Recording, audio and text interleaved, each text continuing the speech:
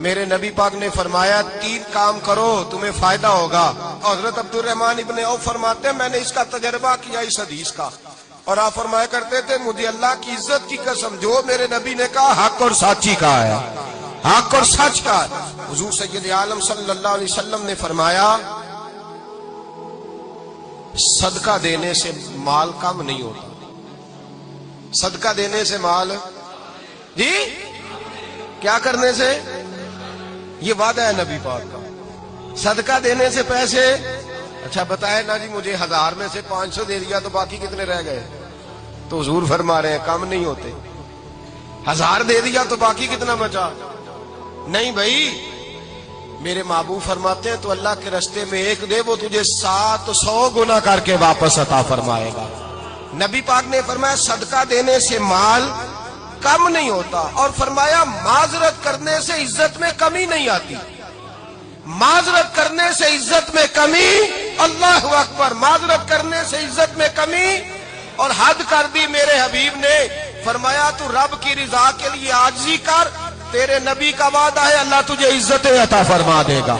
تو جھک جا اللہ کی رضا، عاجزی اختیار کر، سادگی اختیار کر، سادگی عاجزی کر، تجھے اللہ ایک 2 باتیں اس میں ارشاد، ایک معذرت کر غلطی ہو جائے، اور دوسرا پہلے عاجزی کی بات سنیں. حضرت عمر بن عبدالعزیز بادشاہ تھے، سوئے ہوئے تھے، غلام بھی پاس آرام کر رہا تھا، مہمان بھی آئے تھے. غلام کی ڈیوٹی تھی ہر وقت حضرت کے پاس رہنا. اب سوئے ہوئے دیر ہو گئی، غلام بیچارہ تھوڑا تھوڑا اونگ آتے آتے سو گیا.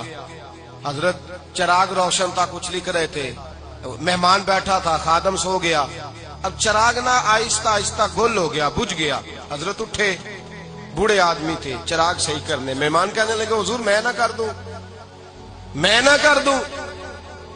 کہنے لگے نہیں تم مہمان ہو، مہمان سے خدمت نہیں لی جاتی.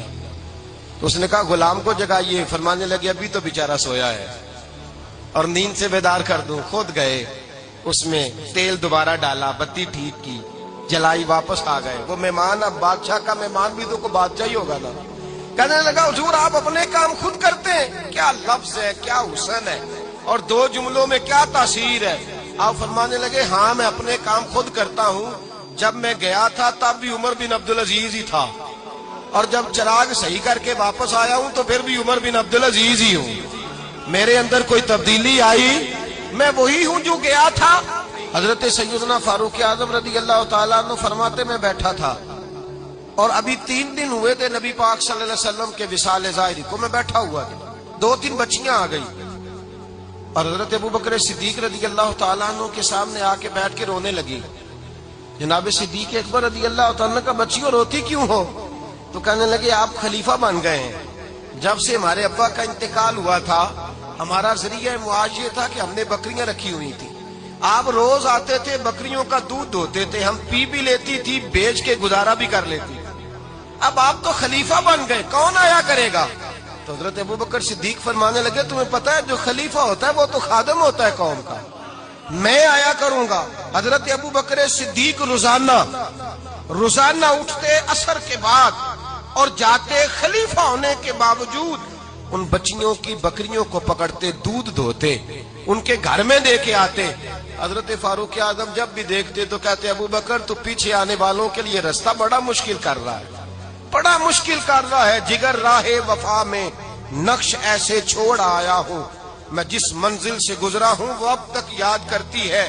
حضرت سلمان فارسی رضی اللہ تعالیٰ عنہ صوبے کے گورنر تھے، سادہ سا لباس پہن کر، سادہ سا، بس اسٹاپ پہ کھڑے تھے جہاں سے لوگ اندر داخل ہوتے تھے، جہاں سواریاں باندھی جاتی تھی. آج ہم اپنے زبان میں اسے بس اسٹاپ کہتے. باہر کھڑے تھے، کوئی مہمان آ گیا کسی کا، اس نے دیکھا سادے سے کپڑے ہیں، خستہ سی حالی ہے، اس نے سمجھا کوئی کلی ہے، شاید معذن کوئی ملازم ہے. کہنے لگا خادم ادھر آؤ، ادھر آؤ. آپ قریب گئے، کہنے لگے میرا سامان اٹھاؤ.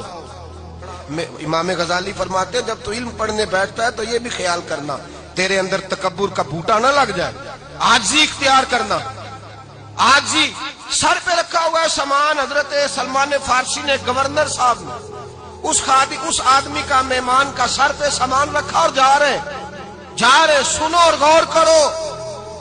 جب جا رہے تھے جو آدمی بھی ملتا گورنر صاحب ہمیں دے دے. مہمان پریشان ہو گئے, کہنے لگے حضور آپ گورنر ہیں؟ فرمانے لگے نہیں, یہ تو میرا دنیا داری کا نام ہے جو ان لوگوں نے رکھا ہوا ہے. اصل میرا نام وہی ہے جو تو نے لے کے پکارا ہے. اصل نام وہی ہے. تو نے کہا غلام ادھر آ.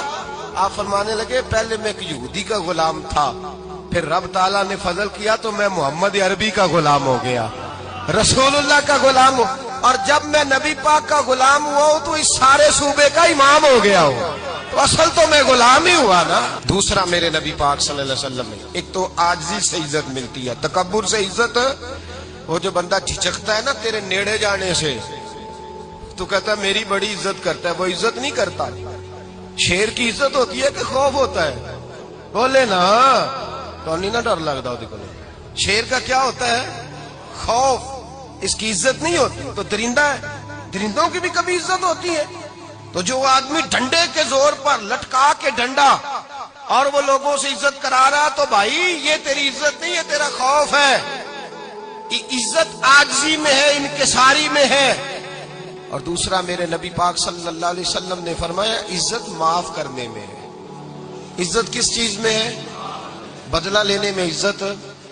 یہ حقائق ہے.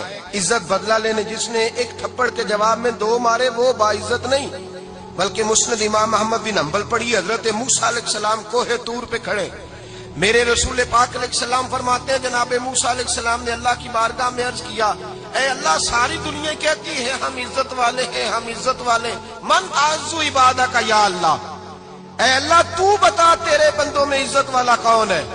تو حضرت موسیٰ کہتے ہیں رب کریم نے فرمایا اذا قادرا غفارا, جس کے پاس بدلہ لینے کی طاقت ہو پھر بھی معاف کر دے وہ بڑی عزت والا ہوا کرتا ہے. جو اینٹ کے جواب میں پتھر مار سکتا ہو, جو گولی کے جواب کے اندر 15 گولیاں مار سکتا ہو, لیکن معاف کر دے وہ بڑی عزت والا ہے. عزت والا ہے جو معاف کرے. حضرت فخر جہاں دہلوی بہت بڑے درویش تھے, سلسلہ عالیہ چشتیہ کا بہت بڑا نام, اور اس صوفی کے آپ حالات پڑھیں تو رب کریم نے بڑا ہی نوازا ہوا تھا. دلی کی جامع مسجد کے خطیب, اور ان کی کرامت یہ تھی کہ جو آدمی آ کے سامنے کھڑا ہوتا تھا نا اسے بتانا نہیں پڑتا تھا کہ میرے دل میں کیا ہے, بتانا نہیں پڑتا تھا. سامنے آ کے کھڑا ہوتا تھا تو حضرت ہاتھ اٹھاتے تھے, کہتے تھے اللہ یہ بے اولاد ہے اسے اولاد عطا کر دے. دوسرا آ کے کھڑا ہوا, خوشی نہیں ہو رہی آپ کو؟ دوسرا آدمی کھڑا ہوا, دوسرا آدمی, اس نے آ کے کہا دعا کے لیے سامنے کھڑا ہوا, تو حضرت کہنے لگے اے اللہ بیمار ہے,